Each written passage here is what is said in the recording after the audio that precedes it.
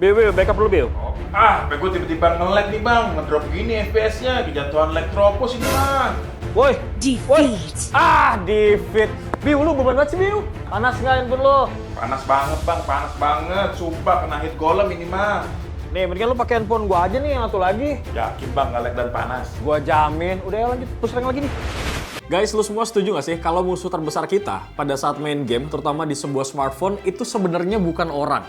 Tapi kadang musuh terbesarnya itu kendala-kendala seperti stuttering, kemudian lag gitu ya guys. Bahkan overheat yang jadi musuh para gamers. Tapi sekarang gue udah slow banget, gue udah gak khawatir karena sudah ada produk terbaru dari Poco, yaitu Poco X7 series yang bisa jadi superhero-nya guys.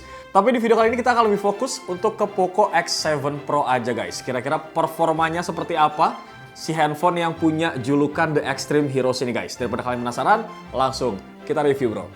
Oke bro, pertama-tama kita bakal lihat dari desainnya dulu. Nah mungkin buat lo semua yang udah nonton video unboxing ya, bahwa Poco X7 Pro ini guys, memang kalau kita lihat secara desain itu sebenarnya nggak kelihatan kayak handphone-handphone yang punya performa gaming tinggi. Desainnya itu lebih simple, minimalis, nggak ada ornamen-ornamen yang lebay. Finishingnya dibuat glossy, ada dua tone ya, antara warna hitam pekat dan juga keabu-abuan. Cuman memang finishing kayak gini kekurangannya tuh gampang ninggalin noda bekas sidik jari guys. Tapi slow, untungnya tuh dalam paket pembeliannya kalian bakal dapat soft case. Terus kalau kita cek di bagian belakang, ini ada hal baru ya yang ditunjukin sama Poco X7 Pro kali ini guys. Yaitu modul kameranya yang dibuat sedikit lonjong dengan susunan kamera yang masih dibuat secara vertikal. Sementara buat bodinya terbuat dari material polikarbonat dengan frame berbahan plastik. Terus untuk Poco X7 series ini guys, jadi handphone Poco pertama yang udah mengantongi sertifikasi IP68. Bahkan nih guys, Poco X7 series juga bisa tahan di kedalaman air sampai 1,5 meter. Overall kalau kita lihat secara desain ya ini udah cukup baik banget, khususnya buat smartphone di kelasnya menurut gua. Cuman sayangnya ketidakadaan port jack audio 3,5 mili ini bikin gue sedih sih guys, khususnya buat kalian ya yang suka pakai earphone kabel buat main game. Dari bagian desain sekarang kita bakal move ke bagian layarnya guys. Yang mana Doski ini punya bentang layar seluas 6,67 inci, pakai panel AMOLED Crystal Res 1.5K dan udah pasti punya refresh rate di angka 120 Hz. Nah layar kayak gini guys memang udah semestinya yang ada di Poco X7 Pro. Karena spek kayak gini itu bisa nunjang segala hal. Mulai dari main game, ataupun buat sekedar nonton film aja, itu udah pasti nyaman banget di layar dari Poco X7 Pro ini. Apalagi nih ya, layarnya tuh udah mendukung yang namanya tuh Dolby Vision. Nah buat kalian yang sering punya kegiatan di luar ruangan, gak usah khawatir banget guys. Layarnya tuh bakal gelap, karena Doski ini udah punya kecerahan sampai 3200 nits. Dan yang pasti bakal kelihatan banget semua konten yang bakal lu buka kalau misalkan lu lagi ada di luar ruangan. Terus yang emang ngincer handphone ini buat main game guys, tenang aja brother. Karena smartphone yang satu ini udah punya touch sampling rate di angka 2560 Hz. Jadi akurasi sentuhannya itu bakal lebih optimal lagi. Selain itu ada juga nih beberapa hal yang menurut gue menarik dari segi layarnya. Yaitu Doski itu punya fitur yang namanya Wet Touch Display. Yang memungkinkan kita nih guys, bisa menyentuh layarnya dalam kondisi tangan kita yang lagi basah. Jadi kalau misalkan kondisi lagi hujan gitu ya, kita masih bisa banget menggunakan Poco X7 Pro ini bro. Kemudian layarnya juga udah dilapisin sama yang namanya Corning Gorilla Glass 7i. Jadi ini tuh bisa meminimalisir benturan dan juga goresan yang bakal terjadi di layar dari handphonenya. Dan terakhir untuk layarnya juga udah ngedapetin sertifikasi TUV Runline buat ngurangin emisi warna biru sama bebas flicker nih di bagian layarnya.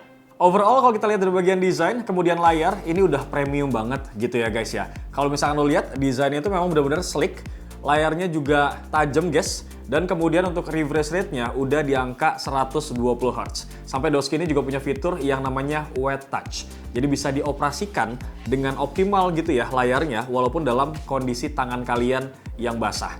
Tapi desain yang oke dan layar yang cakep juga belum cukup untuk sebuah handphone gaming.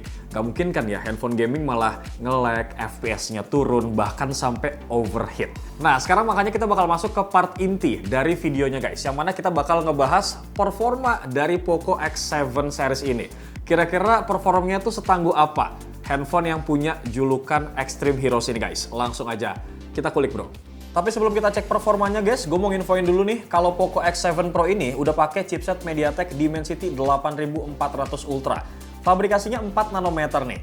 Dan ini tuh chipsetnya tuh bagus banget guys. Bahkan kalau kita lihat secara Antutu, itu bisa ngalahin Snapdragon 8S Gen 3. Dan menurut gue ya, Poco sih udah ngambil langkah yang tepat banget buat pakai chipset ini di Poco X7 Pro. Kalau kita lihat kinerja dan performanya di atas kertas guys, Dimensity 8400 itu memang lebih tinggi, sekitar 34%. Kalau kita compare sama Dimensity 8300. Bahkan ya, ini tuh diklaim 50% lebih baik dalam hal efisiensi daya. Kalau kita compare sama Dimensity 8300. Sementara buat hasil Antutunya ya bisa dapetin skor di angka 1,5 jutaan nih dengan pengujian game mode. Nah, yang mana angka ini sedikit lebih besar ketimbang skor Antutunya yang didapetin di Snapdragon 8S Gen 3 bro. Oke, dengan melihat hasil di atas kertas tadi guys, gue juga yakin banget nih kalau semua multitasking tuh bakal tetap lancar dan smooth tanpa lag di handphone ini. Apalagi nih ya, RAM-nya juga tersedia dalam dua pilihan, yaitu 8GB dan 12GB LPDDR5X. Dan juga udah dikombinasiin nih sama storage up to 512GB UFS 4.0. Nah, hal ini nih yang bikin waktu loading saat buka aplikasi tuh jadi terbilang sangat cepat banget. Misal nih ya, loading waktu kita buka game kayak Genshin Impact, itu kurang lebih cuma 20 detik aja, udah langsung kebuka. Bahkan sampai masuk ke dalam gamenya itu nggak nyampe 1 menit guys. Kalau misalkan lu pengen buka game-game yang enteng kayak misalkan Mobile Legends, udah pasti tuh 15 detik lu langsung masuk ke lobby nih, gue jamin. Lanjut brother, kita langsung aja masuk ke pengujiannya. Yang mana sekarang gue akan mainin 3 game sekaligus, mulai dari yang ringan sampai yang berat. Pertama gue bakal main Mobile Legends, kemudian kita bakal main PUBG, dan terakhir kita bakal sikat untuk main Genshin Impact bro. Dan tiga-tiganya bakal gue mainin pakai gaming mode. Oke, langsung aja kita masuk ke game pertama, yaitu Mobile Legends guys. Yang mana gue main di settingan rata kanan semua, which is ini Ultra dan juga Ultra. Kemudian selama gue main 2 game, ini gak ada masalah sedikit pun ya. Bahkan hero-hero yang butuh sensitivitas tinggi, kayak misalkan Link ataupun Lance, ini gue gak nemuin stuttering ataupun kendala dalam mode War. Next, game kedua yaitu PUBG Mobile guys, yang mana gue mainin di settingan tertinggi, yaitu grafis Ultra HDR dengan frame rate-nya tuh di Ultra. Nah, selama gue main PUBG guys, ini tuh gue fine-fine aja. Yang mana gue dapetin grafis yang cukup oke banget. Cuman, memang gue tuh kurang suka main di settingan ini guys. Karena kayak ngorbanin FPS-nya tuh cuma bisa nyampe di angka 40-50 FPS aja. Jadi gue tuh lebih suka main di settingan smooth, kemudian frame rate-nya di ultra extreme guys. Yang mana ngebikin Poco X7 Pro ini jauh lebih halus pisan FPS-nya dan lebih stabil. Nah, selama gue main game hampir 3 kali ya, gue sih sangat puas banget. Soalnya ngerendernya tuh cepet banget ya, kemudian frame drop juga nggak ada sama sekali. Dan handphone ini intinya tuh belum demam, masih aman banget. Gearnya juga enak banget guys, dan yang jelas responsif. Terakhir game yang gue mainin adalah Genshin Impact guys, yang mana gue main di settingan medium 60 fps, dan gue sih yakin banget ya buat main game di settingan defaultnya, itu pasti bakal lancar banget di handphone ini. Terbukti ya, dari gue coba buat mode farming kayak gini, ataupun sedikit war, itu semuanya masih aman banget. Tapi pada saat gue pindah ke mode highest 60 fps, memang ada sedikit stuttering guys. Tapi nggak banget sih ya, dan hitungannya tuh nggak ganggu menurut gue. Intinya sih masih playable dalam mode apapun guys. Bagaimana brother performa dari Poco X7 Pro ini? Kalau menurut gue ya, handphone ini udah oke banget buat main game sekelas Mobile Legends, PUBG, dan juga Genshin Impact gitu guys. Karena memang pada saat kita experience tadi, handphone ini tuh aman banget. FPS-nya stabil, kemudian grafisnya juga mulus, nggak ada frame drop, nggak ada stuttering, dan segala macam.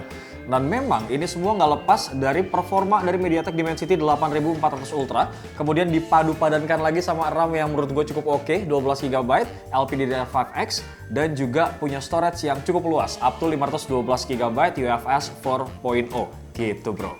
Tapi ada satu hal lagi yang penting banget guys, yaitu masalah suhunya.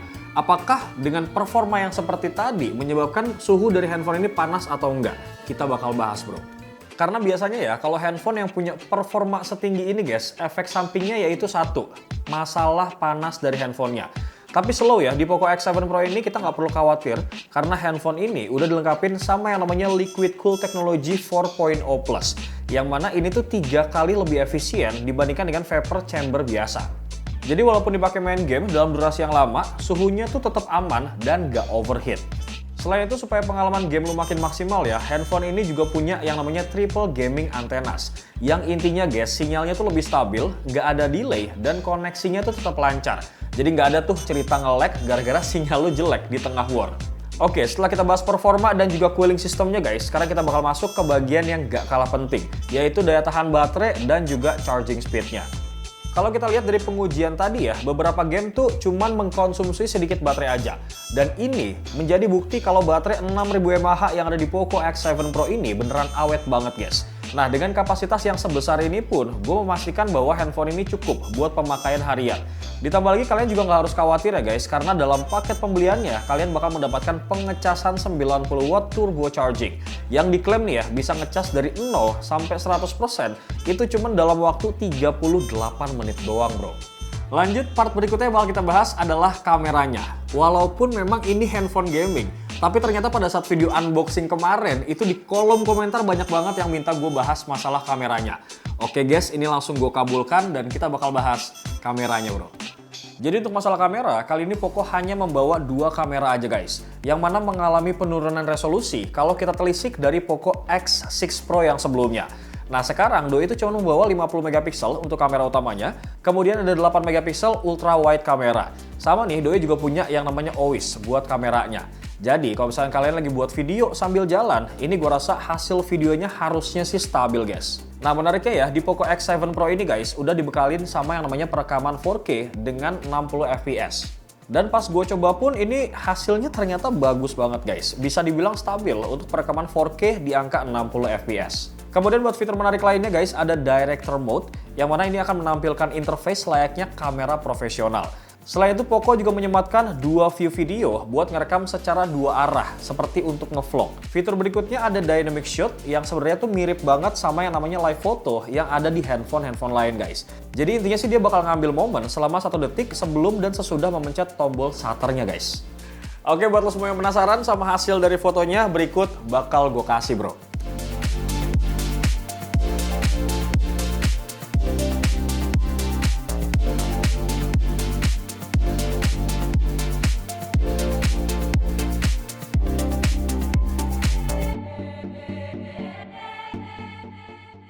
Oke, dari part kamera, sekarang kita bakal move ke sesuatu yang bikin pengalaman pakai Poco X7 Pro ini makin halus pisan dan makin nyaman gitu ya.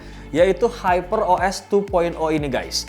Dan menariknya ya, untuk si HyperOS 2.0 ini ada fitur File Based Optimization.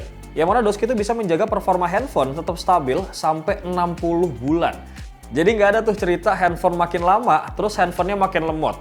Intinya sih bootingnya itu lebih cepat, lag berkurang drastis, dan handphonenya tetap enak dipakai dalam jangka waktu yang panjang bro. Terus kalau kita lihat ya, tampilan HyperOS-nya juga makin fresh banget. Customisasinya lebih banyak, dari mulai widget, kemudian animasi, sampai ikonnya guys. Ini bisa lebih fleksibel diatur, sesuai sama selera kita.